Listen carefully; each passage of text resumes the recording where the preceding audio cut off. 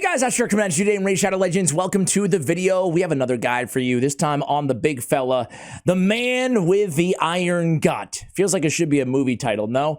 It is none other than Graazur Irongut. Today we have Carlos Catarino looking for a Graazur Irongut. Deep into Mercy, pulled him. Congratulations. His kit looks even crazier than Newt's. Oh my word. Can we have a guide on Krisk or Graazur? More Graazur. I have dozens and dozens and dozens. I love your guides, man, but isn't it redundant to do one on Marichka? The damn champion plays itself. Do Irongut instead. Oh, okay. Well, sorry about that. So I'm covering everybody here. Whether you love them, whether you hate them, I'm covering every champion in the game. That's my goal here on the channel. Caden Burton. Well, shout out to all of you guys. I'm not going to list all of the names and read all of the comments because, again, there was a ton for Graazur Irongut. Congratulations if you have these champions. He's one of the best in the game. Let's go ahead and take a look at him.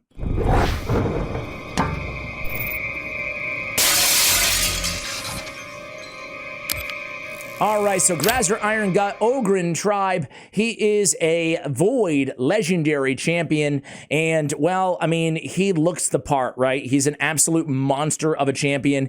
He dual wields these massive shields. He's got the armor on armor. What are those? Man, this dude needs to go to a dentist, dude. I mean, what is going on in there? All this armor just to hide his teeth. I didn't even notice. You can kind of see. You can kind of see a little bit of what the big fella looks like underneath all that armor. He's a defense-based champion. His base defense is not that high, 1321, especially when compared to... It's hard to avoid the comparison of Krisk the Ageless. They're somewhat similar, also very different, you know? But Krisk has a 1520 base defense. Graazur not that high, certainly. And I say they're similar, but again, they're kind of big Void.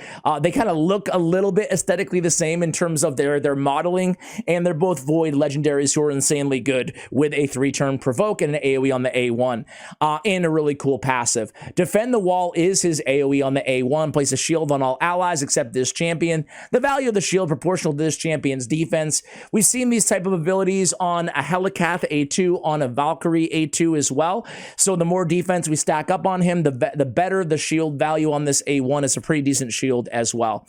On the A2, Healing Bombardment.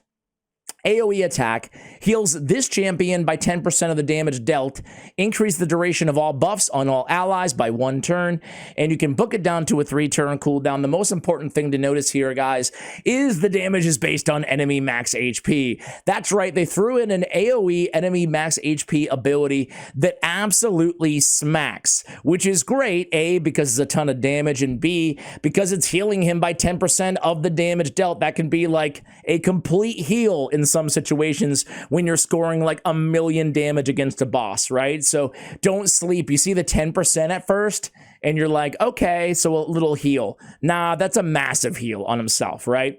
And it's an AoE, so you can, you know, add up all the damage. You guys get the point.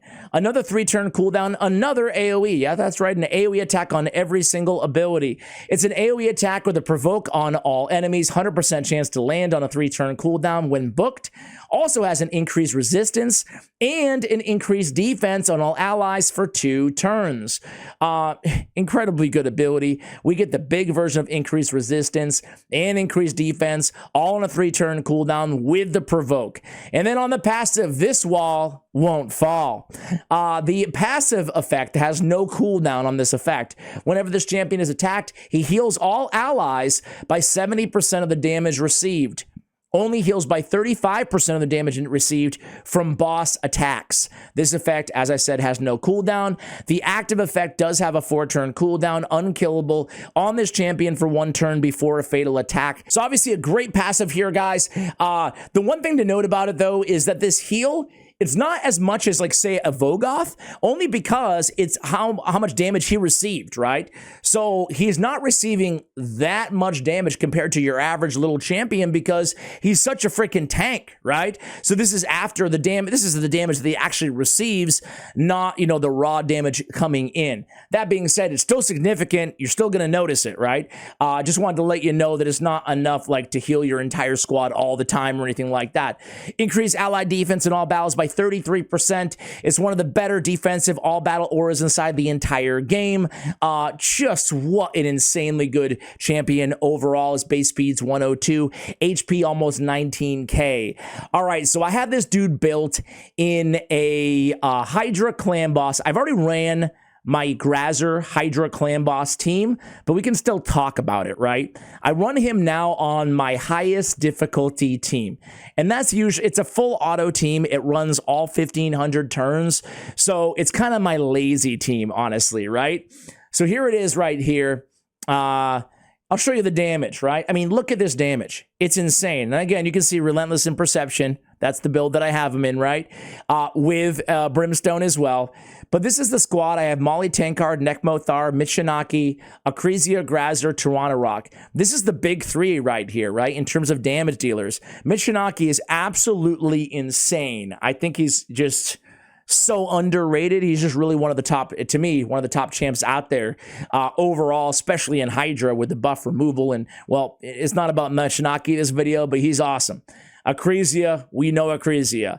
And then Graazur comes in with 100 million damage from a champion that, frankly, his kit, other than the enemy max HP, it just reads like a support control kit, right?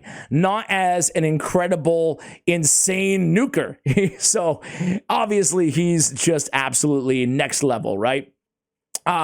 You saw all that healing, a lot of that, some of that's coming from his passive, a lot of that obviously coming from the A2 as well. All those enemy max HP hits on the Hydra's healing himself. Let me go into the actual build. I'll show you all the stats and whatnot. Now, I have good gear on him, don't get me wrong at all. I don't have like the best gear on my account on him. I save that for champions that I use inside a live arena. And although he's absolutely usable in live arena, we'll take a look at his stats in just a moment. He's not really one of my go-tos. I have him in a Hydra build and I kind of keep him this way. However, I just released a video literally an hour ago on the main channel talking about how we really, really, really need multiple builds per champion, meaning that the artifacts are already there and we can just toggle between them, because Graazur's a guy that you want to run everywhere, and you might change the way that you build him for each area of the game. Anyway, go check that video out. It's on the Ash Raid Shadow Legends channel if you missed it. Back to the stats here. So we have him to build to be, based on the damage, as you guys saw, quite the nuker. So we actually have a damage build on our Graazur Irongut. We have perception crit damage on the gauntlets. We have defense percentage on the chest. We have speed on the boots. And then we're looking for accuracy. We're looking for speed. We're looking for crit rate. You know, we kind of want it all with this dude. We kind of want it all, right? He does not have to be built for damage with a ton of crit rate and crit damage, but you're throwing away a ton of damage if you don't. Especially in Hydra. In longer battles, you just saw the numbers. This guy is a nuker. I personally would always build him for damage outside of the arena if you just want him to be an absolute tank, you know. So we have defense on the banner, nice speed rolls there, nice defense rolls there as well. I should probably get that resist. Why not, right? Now, given his stats right now, that much resist is not going to make a massive impact, but it will all add up eventually. We just got him to 200 resist. We have crit damage with more crit damage on the amulet, and we have HP on the ring. Again, worth noting here, guys, that my man here, Graazur, right? I mean, yeah, he has that big hard-hitting nuke on the A2, but he has an AoE attack on all three abilities. Even Krisk the Ageless does not have that. There's no damage. There's no AoE attack coming on his A3. So we have a lot of opportunity for AoE attacks anywhere in the game, and he's one of my favorite Ice Golem hard champions. I'm going to show you, what, you know, a really kind of endgame Ice Golem hard 10 team in today's video, and we're just going to compare his damage to somebody like an Akrisia in a run like that, right? And he does a great job keeping everybody alive as well. So I have HP with some nice defense. I don't want to totally neglect HP, obviously, on this champion either, but we do want to prioritize defense because that's what his damage scales off of on his A1 and his A3. The A2 is just enemy max HP. Keep in mind, the defense is also what his shield scales off of. So in this build, if I had to critique it, accuracy, 300 for the end game. I'm aiming for 350 or more, right? So obviously I could just throw on an accuracy banner on this dude, but I noticed that 300 since he's Void Affinity, I don't have to worry about affinity matchups either. He's not getting, in all of my runs, he's not getting any resists on his provoke. So I think that's good, right? Anyway, 102, 236 on the crit rate, crit damage. We could definitely scale a bit more on the crit damage on this build. We could also scale a hell of a lot more on the defense. I'd really love for the end game to get him over 5,000. So, you know, it is what it is. I'm sure if we adjusted that ring, we could get it there, but it would come at the cost of some of that HP, bringing it probably down to around 45K or so if we made that swap. We also have 255 speed. Now, you know what? Thinking about it right now, I'm not going to do it for this video. I'm just going to keep the gear on, but I think I might make the switch to a defense ring instead, just to see if I can get a little bit extra damage out of him, because it's all about, once you get to the end game, or really, I guess any comp, it's all about min-maxing that damage, right? Even on your support champions. Anyway, I digress. Those are his stats. That's how I have him built here. Again, stat priorities, we have him pretty fast, right? That's great. I would say crit rate, crit damage, defense percentage, accuracy, speed, in no particular order. I love Relentless on this dude. Let's go ahead and pull him up on hellhades.com. Take a look at his multipliers and see where they rank him. I mean, they give him a perfect 5 out of 5 overall rating. He's one of the 14 or 15 champions in the game. They give a perfect 5 out of 5. I mean, you guys can see. I'm not going to read them all off. You can use this dude absolutely everywhere in the entire game. You know, Sand Devil, I guess you don't have to run him as Sand Devil, but I even run him on one of my Sand Devil teams. I had this weird issue where I had too many of the superior potions, like the most valuable potions. So I had to do an earlier stage just to collect more to even it out. And I ended up using him as kind of a support there. So you could even use him in an area like that in an unorthodox use case. You don't see him much in Fire Knight for obvious reasons, though. Okay, he has a 3.1 defense multiplier on his A1. That's really, really solid. Keep in mind, although she has a higher base defense, Valkyrie's AoE, her shield's AoE is a 3 multiplier. That's her A2. So we have a 3.1. Better multiplier, lower base defense, but still the shield is based on that and it can deal some damage too. 0.1 enemy max HP on the AoE, enemy max HP on the A2, and then a 4 multiplier on the AoE on the A3. Yeah, this dude's all about those nice, juicy defense multipliers. So guys, let's go ahead and build the masteries together on Graazur Irongut. I'm going to go offense and I'm going to go support. Obviously, we need all the accuracy we can get on this dude, so I'm going to pick those 3 up right out the gate here. Lore of Steel will only help us with perception, so I'm probably going to go ahead and pass. There's absolutely no reason to pick up Master Hexer or Sniper on this champion. Keep in mind, he's only placing a provoke in terms of debuffs that he's bringing to the table. So for that reason, we can go Cycle of Magic instead, and we can go to Lasting Gifts. We would love to get an extension on the increased resistance and the increased defense on his A3. So that's a great way. We also, while we're here, increase the value of shields off of his A1. Absolutely. Let's go offense. Let's pick up the crit rate, the crit damage. I just reset the masteries, so the stats that you saw before were with these masteries. I'm going to go just basically down the left. Now, I don't think you need to get Life Drinker on this dude, honestly. He's healing himself a ton already. So instead, I'm going to go single out. I shouldn't say you don't have to. You can absolutely pick it up. I just think we can get by without it, honestly. We're just going to come down, pick up War Master on the left-hand side, right? And then I think I would rather get Rapid Response here instead of the Life Drinker, personally, right? And then we can kind of work our way. What else do we want to go with here? We can go probably, I don't know if I want to go Spirit Haste, but I do want, he's not going to be killing too many. Wrath of Slain, I don't know.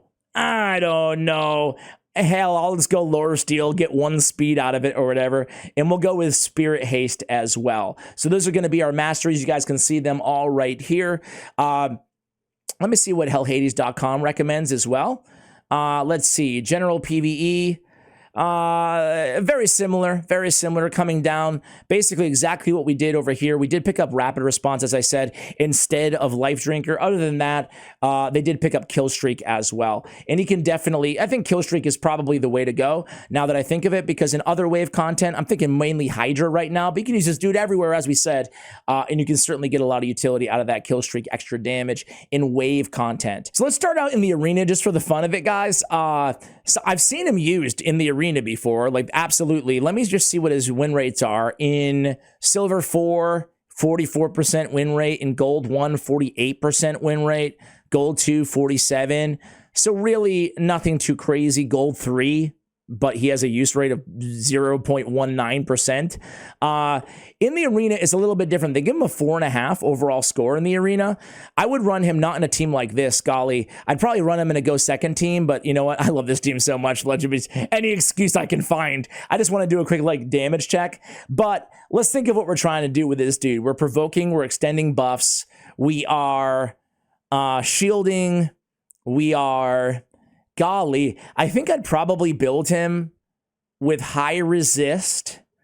You could, I'm not saying this is the build for this dude, but you could absolutely consider a stun set on him in the arena because he has an AoE on every single freaking ability, right?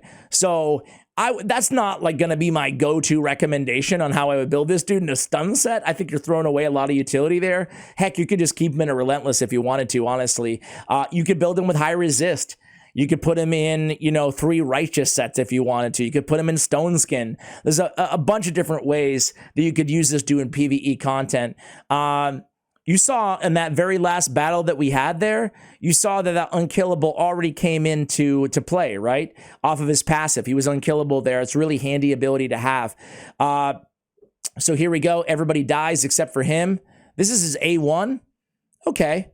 Nothing too crazy there on the A1, but hey, he has that unkillable again until he dies, right? So anyway, he's not my favorite arena champion, but especially if you're progressing, I mean, you can absolutely use this dude in the arena, right? He can be a beast. He can be a tanky beast. Let's go ahead and go to Ice Golem, as I alluded to earlier, guys. This is the squad. We have the aforementioned Marichka, who's just the cheat code. You just put her in and she does whatever, right? We have Lydia. We have Duchess, we have a crazy. This is basically the most pay to win you can get, or very close to, right?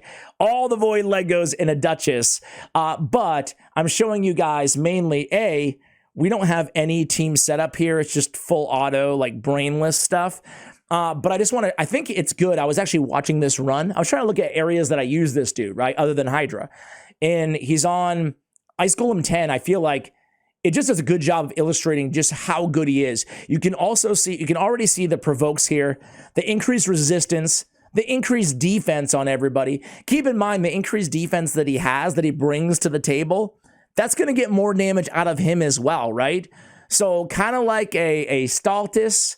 He's a defense-based champion who's bringing his own defense, aka more damage out of his A1 and his A3, and more shields out of his A1 because of his own increased defense. You love to see it. And obviously, we're going to be using our A1 after the A3, so he's already going to have the defense. We burned through those mobs so freaking fast. And we have no seer. There's no poison activation team. That's a lot. That's fast, right? And he did probably the bulk of the damage. I mean, he and Akrisia, obviously, and Akrisia will out-damage him against the actual Ice Golem, but an AoE on every attack through those waves, it's a lot of damage, right? It's so crazy how much damage this dude does, considering he is a just massive, beefy support, right? Like, that says it all. So I think Akrisia just got an extra turn there. Yeah, she did. I run both Akrisia and Graazur Irongut in Relentless gear. And you can see, I mean, they're making this incredibly hard-hitting Ice Golem. They're making him look soft, right? He has the unkillable. He's the last man alive, but that's why we have Marichka on the team. By the way, the same thing happens every run, in case you guys were curious. If you didn't have an Akrisia, this run would work great. You wouldn't need a Marichka either, because sometimes the rest of the team can't keep up with the damage when you have 2 enemy max HP champions. That's why you can add like an Artak instead and just kind of slowly burn out the Ice Golem, or you can use a Walking Tomb Drang in some of those spots, right? So let's just do a quick damage check here. 6.4 million. I mean, look at all that damage. You got the healing on top of it as well. The same healing, mind you, as Marichka, give or take, right? Really, really special champion here, guys. He's absolutely S tier. Again, one of the top champs in the game. And I just want to take a moment here at the end, just like I did at the beginning, to congratulate you guys. I'm assuming you're watching because you have him. If not, I hope you get him. If you do, congrats, because you have your hands on one of the best of the best. This dude you can run everywhere, and he'll absolutely change your account. Guys, keep the champion guide requests coming in the comments below. Thank you so much for watching, and as always, take care, guys.